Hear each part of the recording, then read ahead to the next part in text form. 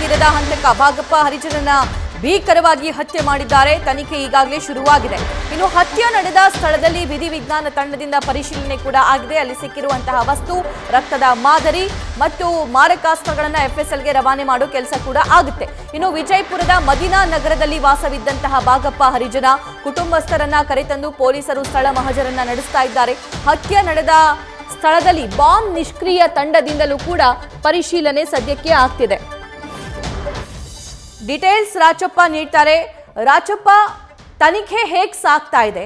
ಮನೆಯಲ್ಲಿ ಬಾಂಬ್ ಏನಾದರೂ ಇದೆಯಾ ಅನ್ನೋದನ್ನ ಪರಿಶೀಲನೆ ಮಾಡೋದಕ್ಕೆ ಬಾಂಬ್ ನಿಷ್ಕ್ರಿಯ ದಳದವರು ಕೂಡ ಬಂದಿದ್ದಾರಂತೆ.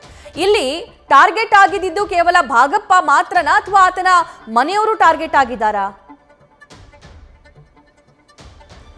ಸಭಾ ಪ್ರಮುಖವಾಗಿ ವಿಜಯಪುರದ ಏನು ಮದಿನಾ ಮತ್ತು ಭವಾನಿ ನಗರ ಬರ್ತದೆ, ಆ ಒಂದು ನಗರದಲ್ಲಿ ಬಾಡಿಗೆ ಮನೆಯಲ್ಲಿ ಕೇವಲ ಭಾಗಪ್ಪ ಹರಿಜನ ಮಾತ್ರ ವಾಸವಾಗಿದೆ. ಇನ್ನೊಬ್ಬರು ಸಂಜನಾ ಅಂತೇಳಿ ಅವರಿಗೆ ಅಡಿಗೆ ಮಾಡಿಕೊಂತ ಮಹಿಳೆ ಅವ್ರ ಜೊತೆಯಲ್ಲಿ ಇರ್ತಿದ್ರು ಅನ್ನೋ ಮಾಹಿತಿ ಇದೆ. ಹಾಗಾಗಿ ಏನು ನಿನ್ನೆ ದುಷ್ಕರ್ಮಿಗಳು ಆತನ ಮೇಲೆ ದಾಳಿ ಮಾಡಿದ ಸಂದರ್ಭದಲ್ಲಿ ಮೊದಲಿಗೆ ಏನು ಒಂದು ಮಾರಕಾಸ್ತ್ರದಿಂದ ಕೊಚ್ಚಿ ಕೊಲೆ ಮಾಡ್ತಾರೆ. ಆನಂತರ ಒಂದು 2-3 ಸದ್ದು ಕೇಳಿ ಬಂದಿದ್ದ ಹಿನ್ನೆಲೆಯಲ್ಲಿ ಫೈರಿಂಗ್ ಆಗಿದೆ ಅನ್ನುವಂಥದ್ದು ಕೂಡ ಮಾಹಿತಿ ಇದೆ. ಹೀಗಾಗಿ ಎಲ್ಲಾ ರೀತಿಯಿಂದ ಆಯಾಮದಲ್ಲಿ ಕೂಡ ಇವತ್ತು ಪೊಲೀಸ್ ತನಿಖೆ ಇದ್ದಾರೆ. ಈಗಾಗಲೇ ಬೆಳಗ್ಗೆ ಏನಂತಂದ್ರೆ ಅವರ ಕುಟುಂಬಸ್ಥರ ಕರೆತಂದು ಜೊತೆಗೆ ವಿಧಿವಿಜ್ಞಾನ ತಂಡದ FSL ತಂಡ ಸಹ ಬಂದು ರಕ್ತದ ಮಾದರಿ ಆಗಿರ್ಬೋದು ಮತ್ತು ಮಾರಕಾಸ್ತ್ರಗಳಾಗಿರ್ಬೋದು ಇವೆಲ್ಲವನ್ನ ಪರಿಶೀಲನೆ ಮಾಡಿದ್ದಾರೆ. ಜೊತೆಗೆ ಏನಂದ್ರೆ ಈ ಬಾಡಿಗೆ ಮನೆಯಲ್ಲಿ ಯಾವುದೇ ರೀತಿ CCTV ಇಲ್ಲ. ಜೊತೆಗೆ ಈ ಬಾಡಿಗೆ ಮನೆ ದಾಟಿ ಮುಂದೆ ಒಂದು 2 ಮನೆ ನಂತರ ಒಂದು CCTV ಇರುವಂತದ್ದು. ಆದರೆ ಯಾವ ಭಾಗದಿಂದ ಅವರು ಆಟೋ ಮೂಲಕ ಬಂದ್ರು ಮತ್ತೆ ಯಾವ ರೀತಿ ಅಟ್ಯಾಕ್ ಮಾಡಿದ್ರು ಅಂತ ಕೂಡ ಒಂದು ತನಿಖೆ ಆಯ್ತು. ಇನ್ನು ಹೆಚ್ಚಿನ ಒಂದು ತನಿಖೆ ನಿಟ್ಟಿನಲ್ಲಿ ಈಗ ಬೆಳಗಾವಿಯಿಂದ 15